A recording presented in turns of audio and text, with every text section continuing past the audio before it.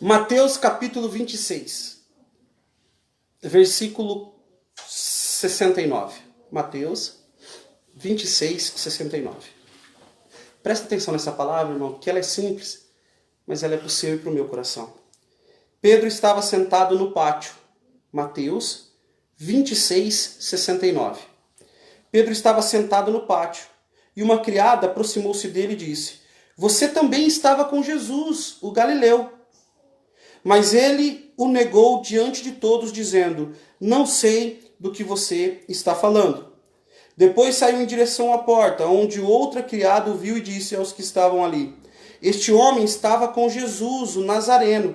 E ele, jurando, o negou outra vez: "Não conheço esse homem." Pouco tempo depois, os que estavam por ali chegaram a Pedro e disseram: "Certamente você é um deles." O seu modo de falar o denuncia. Olha que palavra. Aí ele começou a se amaldiçoar e a jurar: "Não conheço este homem." Imediatamente, um galo cantou. Então Pedro se lembrou da palavra que Jesus tinha dito: "Antes que o galo cante, você me negará 3 vezes." E saindo dali, chorou amargamente. Fecha os teus olhos, curva a tua cabeça em reverência à palavra de Deus. Nós vamos levantar a nossa voz em oração ao Pai. Pai, em nome de Jesus, a tua palavra foi lida e nesse momento nós vamos meditar na tua palavra. Senhor, que o conhecimento humano termine, que o saber humano acabe e que somente a sua voz seja ouvida neste lugar, através desta live. Que o Senhor envie a tua palavra e que ela vá e produza os frutos para o qual está sendo enviada, em nome de Jesus. Amém. Irmão, esta passagem de Pedro negando a Jesus, ela é uma passagem tão icônica, né? Ela é tão conhecida, já foi pregada tantas vezes. E eu quero que você medite comigo alguns detalhes dessa palavra, para que você entenda a importância dessa passagem. Esta passagem, ela aparece nos 4 evangelhos. Pedro negando a Jesus está relatado nos 4 evangelhos: Mateus, Marcos, Lucas e João. Para que você entenda, toda passagem bíblica é importante, mas passagens como a crucificação, como a ceia, como a ressurreição, estão relatadas nos 4 evangelhos. Mas outros eventos, às vezes está relatado em um só, às vezes em 2, às vezes em 3. Nem todos os acontecimentos bíblicos estão relatados em todos os evangelhos. E aqueles que têm uma importância muito grande, está relatado normalmente em todos os evangelhos. Para que você entenda no que eu estou querendo dizer, se você ler os evangelhos, você vai perceber que em Mateus, Marcos, Lucas e João falam de Pedro negando a Jesus, mas somente João fala de Jesus restaurando Pedro após a sua queda, ou sua negação. Só João vai falar da restauração. Na pesca, depois ali na pesca maravilhosa, Pedro é restaurado por Jesus ali numa conversa que você conhece, aquele versículo que fala: "Pedro, tu me amas?" Aí Pedro responde: "Senhor, tu sabes." Então, olha só. O negar a Cristo, o negar a Jesus, foi tratado na Bíblia com mais importância até mesmo do que a própria restauração. Por quê, pastor? Por que que a Bíblia deu mais ênfase ao momento em que Pedro errou do que ao momento que ele foi restaurado? Querido, porque se tem uma coisa que está implícito no ser humano, é o erro. E nós colocamos pessoas de Deus como sendo super-humanos. Veja, nós olhamos na Bíblia de Gênesis a Apocalipse e em nenhum momento Deus esconde a fraqueza dos seus servos, profetas e reis. Por quê? Porque Ele quer mostrar que você, sendo falho, é capaz de fazer a obra que Deus está te pedindo. Forte, irmão. Pedro tinha caminhado diretamente com Jesus desde o início do ministério de Jesus. Desde o início do ministério de Jesus, Pedro caminhou com Jesus, dormia cabeça com Jesus, comia com Jesus. E em eventos especiais, como a transfiguração, a ressurreição daquela menina, aquela frase de Jesus, Tabita cume, né? Levanta e anda, aqueles momentos que ele separava poucos discípulos, no próprio Getsemane, Jesus deixa alguns discípulos para trás e leva com ele Pedro, Tiago e João, um pouco mais para frente para orar e vigiar com ele. Então Pedro estava ali inserido no mais íntimo grau de intimidade com Jesus durante o ministério de Jesus na terra. E este homem negou a Jesus. Pedro negou a Jesus. Você já parou para pensar que Pedro se tornaria o líder da igreja? Pedro, o homem que negou a Jesus, se tornaria o líder da igreja. Não seria sábio, talvez, não vou dizer esconder ou mentir, mas proteger o líder da instituição que representaria Jesus na terra, porque a igreja tem esse poder. As pessoas acham que quem representa Jesus na terra é o pastor, ou o pastor está representando Jesus. A igreja representa Jesus, o que significa que todos nós representamos Jesus, até mesmo porque a palavra cristão, na sua raiz, significa os pequenos cristos. Olha que legal! Então, se alguém olha para você e te chama de cristão, está falando que você é uma pequena parte, uma porção de Cristo na terra. É forte, irmão. É forte isso. Mas por que eu guardei, eu quis falar deste versículo?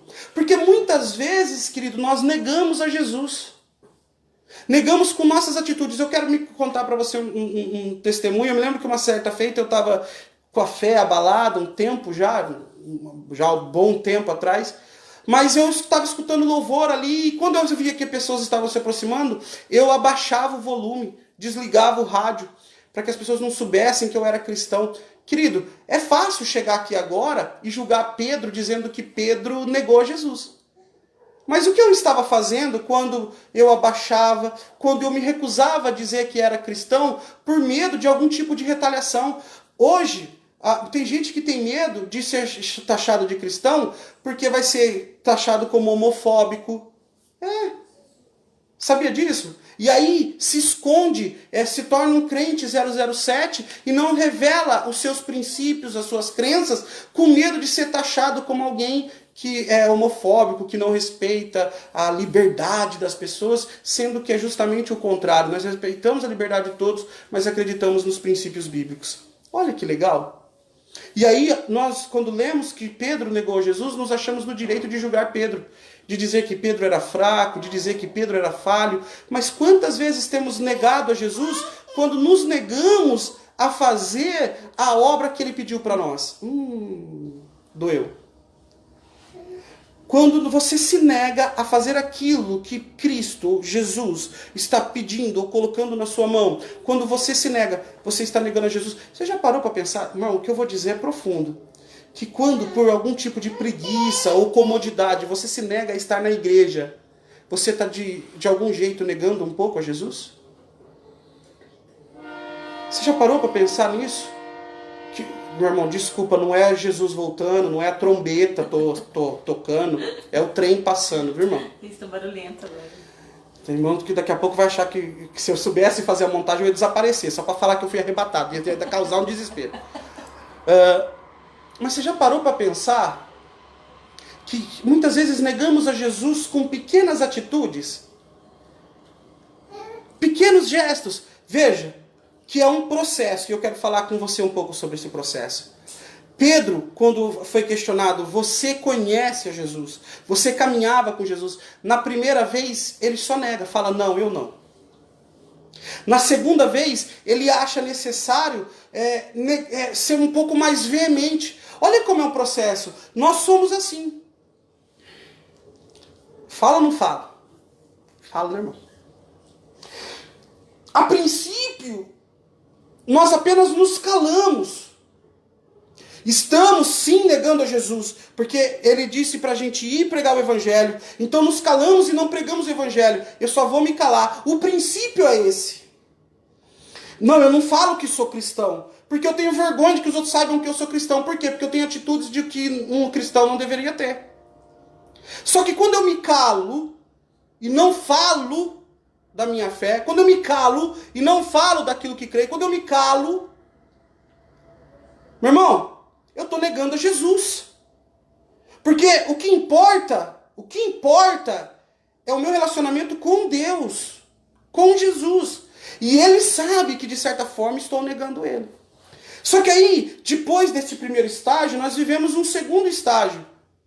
O segundo estágio, nós começamos a dizer assim, as pessoas nos perguntam, e aí, você é cristão? E aí você não vai dizer que não, aí você fala, eu vou na igreja lá da minha esposa. Eu vou na igreja dos meus pais. Eu vou na igreja do meu marido.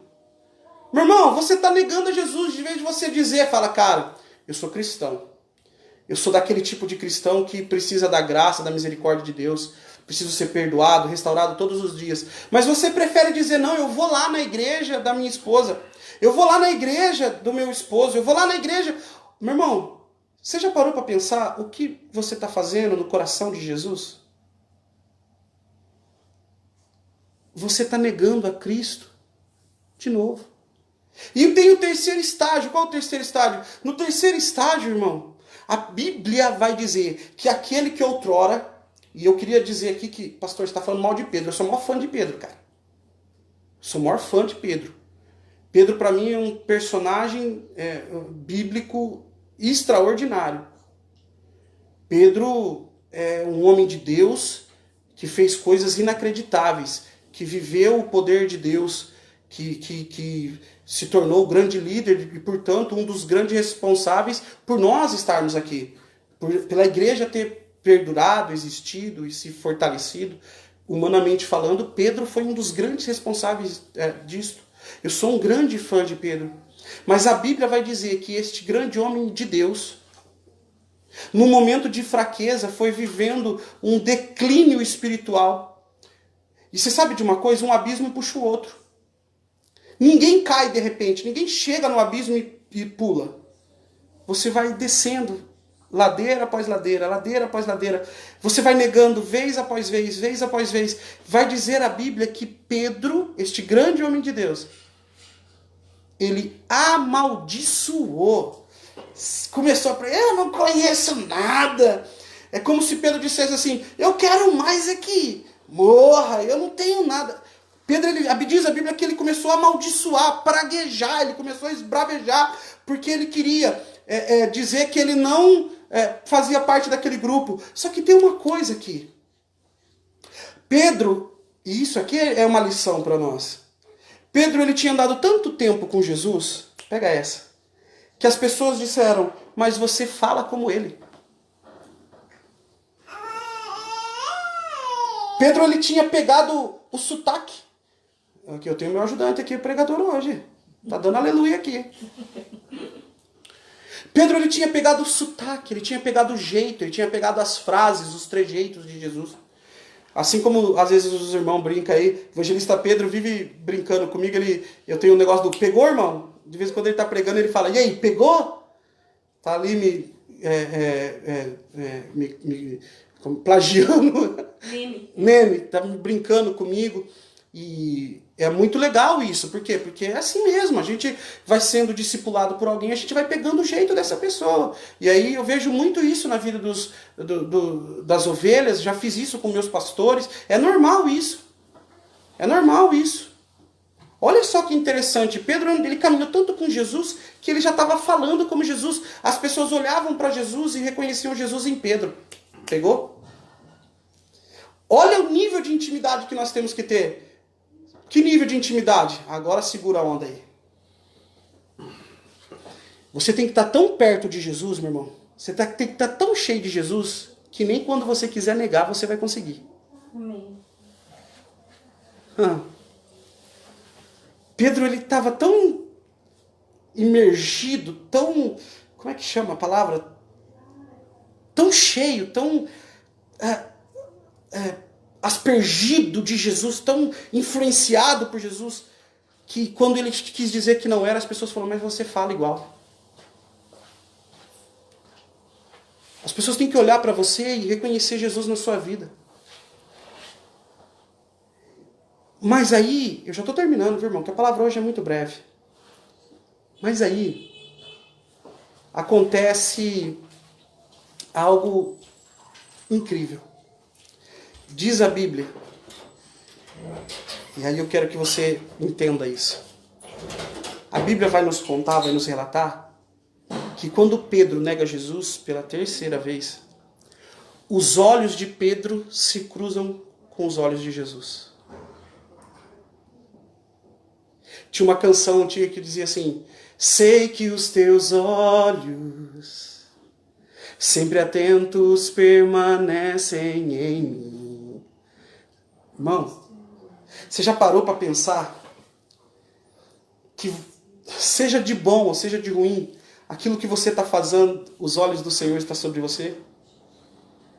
Você já parou para pensar hoje, eu não vou falar dessa semana, eu não vou falar desse mês, mas você já parou para pensar quantas oportunidades hoje Deus te deu para que você falasse do Evangelho e você não falou? E cada vez que você se recusou a pregar o Evangelho para alguém, você estava negando a Jesus? Já parou? Você já parou para pensar nisso? E que cada vez que você fez isso, os olhos do Senhor estavam sobre você? Tem gente que quando a gente fala isso, se sente acusado. Jesus, você acha mesmo que Jesus olhou para Pedro para acusar ele? Meu irmão, você não entendeu nada. Se você leu essa passagem e você achou todas as vezes que Jesus olhou para Pedro e para acusar, você não entendeu quem é Jesus. Pedro, diz a Bíblia, se sentiu mal, fugiu. Diz a Bíblia que ele voltou a pescar, desistiu. Só que Jesus olhou para Pedro preocupado com Pedro. O olhar de Jesus era de um mestre, de um senhor, de um pai, de um Deus que estava próximo, perto, de passar um dos piores momentos da sua vida, mas estava preocupado com a sua ovelha, porque ele sabia que aquele homem, que mesmo falhando, escuta, meu irmão, que agora eu tô terminando, mas agora é a hora que eu já estou esquentando um pouco aqui, que aquele homem que estava negando era alguém que ele ia precisar para inserir, para implantar a igreja dele. Jesus estava preocupado com um ser humano chamado Pedro, porque ele sabia que aquele fracasso podia derrubar ele para sempre. Escuta o que eu vou te dizer. Quando eu digo para você que quando você negou Jesus de alguma forma, quando você falhou de alguma forma, os olhos de Jesus estão sobre você, não era para te julgar. Porque um dia, Jesus ele vai ser o juiz, mas hoje ele ainda é o Salvador. Um dia ele vai julgar e vai condenar, mas hoje ele quer restaurar e salvar. Então olha só, os olhos, o olhar de Jesus sobre nós, sobre você e sobre mim, quando falhamos, não é de quem julga, mas é de quem está preocupado e procura restaurar. Jesus ele olha para você e ele sabe da grande capacidade e potencial que você tem de exercer o seu ministério, o seu chamado, o propósito que ele tem para você. Então quando você falha, quando você fracassa, quando de alguma forma você não ora, você não busca, você não jejua, quando de alguma forma você não serve naquilo que Deus pediu para você servir, você está ali negando a Jesus, então os olhos dele estão sobre você, mas não são olhos que te condenam. Lembrei de uma série da Netflix, Olhos que Condenam. Eu assisti? Assisti. Meu irmão, os olhos do Senhor não estão olhando para você para te condenar, não. Eles estão sobre você para restaurar. É porque o Senhor está preocupado com você. Pegou aí? Os homens podem nos condenar. As pessoas desistem de nós. Mas Deus... Deus ele está de olho em você porque ele sabe do teu potencial. Meu irmão, só quem amou, só quem entregou a vida por nós para fazer isso. Jesus estava começando a viver um dos piores momentos da sua vida. Depois que Pedro nega a Jesus, ali Jesus ele está ali naquele processo sendo interrogado. A Bíblia vai dizer que um soldado dá um sopetão nele, porque ele fala de alguma maneira. O soldado fala, isso é maneira de falar com o sumo sacerdote, e dá um soco, um tabefe na cara de Jesus. Jesus já estava sofrendo, preso, já estava sendo humilhado.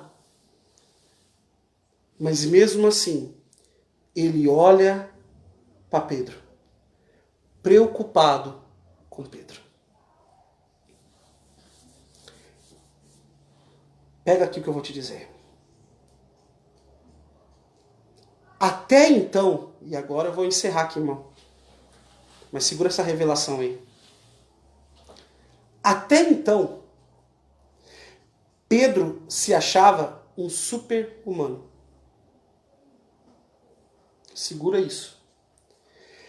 Pedro não admitia suas próprias falhas.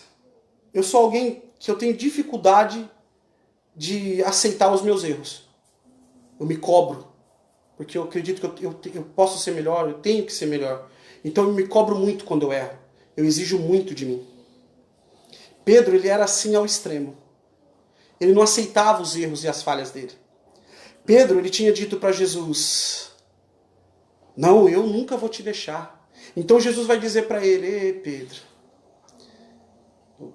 você vai me negar. Jesus ele já estava preparando Pedro, e Pedro não aceitava aquilo. Mas Jesus estava dizendo, Jesus não estava profetizando, querido, no sentido de que Pedro, ele queria que Pedro negasse, não, mas Jesus estava avisando para Pedro, porque Pedro precisava saber e reconhecer as suas fraquezas, meu irmão. Se tem uma coisa que você tem que saber, é saber reconhecer as suas fraquezas. É saber você reconhecer aquilo que te derruba. Porque reconhecendo aquilo que te derruba, você vai fugir das tentações, você vai fugir dos pecados, você tem que se conhecer. Então olha, Pedro, Jesus estava dizendo, Pedro, quando Pedro fala que não ia negar Jesus, e Jesus começa a dizer, quando o galo cantava, você vai me negar 3 vezes antes que o galo cante. Jesus estava dizendo para ele, querido, Pedro, você precisa se conhecer melhor. Você precisa se conhecer como eu te conheço. Porque se você saber das suas fraquezas, você não vai ficar tão frustrado quando você errar. Porque Jesus sabia que o fato de errar iria acabar com Pedro. O fato de fracassar iria acabar com Pedro. Jesus, você já parou para pensar? Você viu qual foi o momento que Jesus conheceu Pedro? Jesus conheceu Pedro num dos grandes momentos de fracasso de Pedro. Que sendo pescador, conhecedor daquelas águas, tentou pescar a noite toda e não pescou nada. E aí Jesus ele pega o fracasso, aquele momento que Pedro está despedaçado e transforma em sucesso. E aí Pedro pega uma grande quantidade de peixe, porque Jesus precisava mostrar para ele, o sucesso não está em você, está em mim. Tá pegando aí, meu irmão? Jesus ele está dizendo para você aqui, o teu sucesso não está na sua capacidade, mas está em mim. Deus está dizendo isso para você. Não está em você só fazer com as tuas mãos, mas está em você fazer confiando em mim. Mesmo você sendo falho, Deus está dizendo, eu não sou. Mesmo você errando, eu não erro. Mesmo você falhando, eu não falho. Deus está dizendo para você que não desiste de você, ainda que você esteja negando Ele. Assim como Ele não desistiu de Pedro, Ele não desiste de você. Está dando para entender, meu irmão? Está dando para entender? Jesus ele estava preocupado, porque Jesus, quando Pedro foi negar ele falou assim, ele citou aquela passagem, ferirei o pastor e as ovelhas se dispersarão. Jesus ele citou isso, ele estava preocupado, por quê? Porque o cara que ia ali cuidar, o cara que ia liderar a igreja era Pedro, e ele sabia que Pedro não aceitava os seus fracassos. E este momento, é por isso que a Bíblia destaca mais o momento da falha de Pedro do que o momento da restauração. Não que o momento da restauração não seja importante, é super importante, mas o momento da falha de Pedro muda a mente dele. Quando Pedro erra, ele entende que ele é humano. Ele entende a sua fraqueza, e a Bíblia vai dizer que ele se converte. Forte demais isso. Pastor, mas ele andou com Jesus. Mas ele se converteu quando ele viveu, quando ele entendeu a sua humanidade. Porque se converter... meu irmão, já estou acabando, mas eu tenho que falar. Se converter não é você entender a majestade de Deus. Olha, se converter não é você entender a majestade de Deus, mas a miséria do homem. Que Deus é majestoso, fato. Que Deus é rei dos reis, fato. Você tem que olhar para você e saber que você é um ser humano carente da graça de Deus. Isso é conversão. É você parar de querer andar do seu jeito e falar, vou andar do jeito que Deus manda, porque afinal de contas é o caminho dele que me leva à salvação. Porque eu sou falho, eu sou miserável. Quem passou por esse processo? O filho pródigo. Ele era filho, e quando filho não deu valor à herança que tinha. Então passou por negar ao pai, por pedir herança do pai em vida, por sair e gastar tudo de forma dissoluta. Mas somente quando ele voltou, depois de passar muita miséria, e o pai restitui a ele o direito de filho, que ele entende a primazia disso. Que ele entende o direito que ele tinha, o que ser filho representa. Tá dando para entender, meu irmão? Você consegue entender? Por que a Bíblia narra nos 4 evangelhos Pedro negando a Jesus? Porque é este momento que muda a mente de Pedro. E é um momento super importante, porque Pedro se tornou o líder da igreja. Conversão, querido, não é saber que Deus é Deus. É reconhecer que você sem Deus não é nada. Conversão é saber que Deus ele olha para você hoje não como quem julga, mas como quem ama. Conversão é você saber que Deus, mesmo sendo perfeito, não espera de você a perfeição.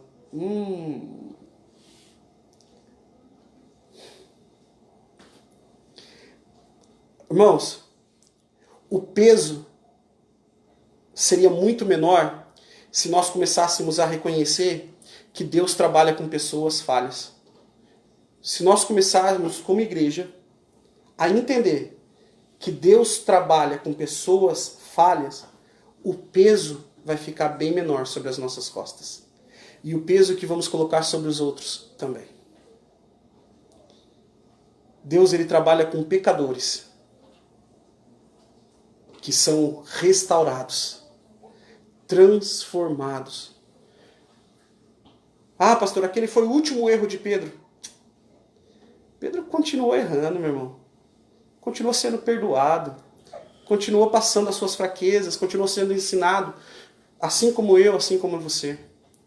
Mas escuta o que eu vou te dizer. Sabe por que Deus está me usando para te dar essa palavra?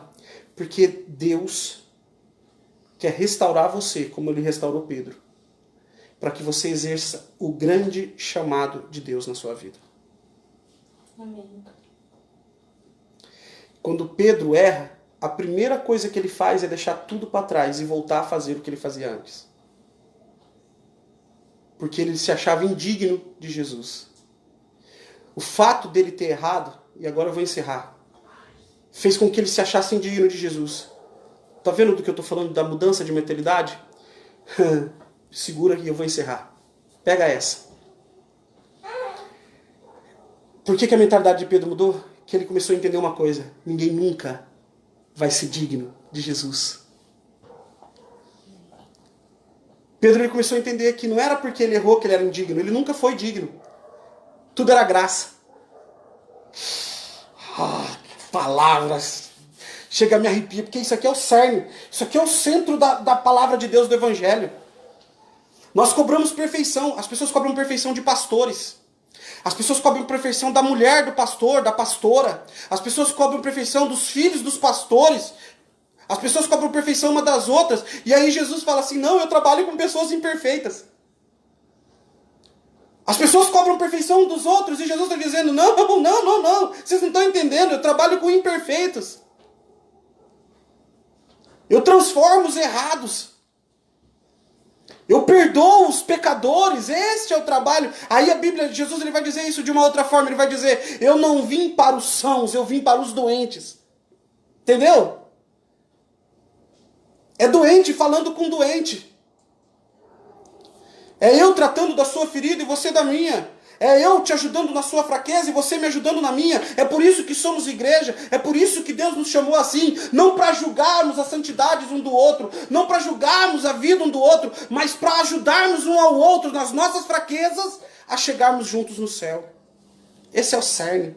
Isso aqui é o centro do Evangelho. Cristo salva. Cristo perdoa. Cristo restaura. Só que, lembra que eu falei para você que um abismo puxa o outro? O que acontece? Às vezes nós cometemos uma falha. E por termos cometido uma falha, escuta, nos achamos indignos de orar.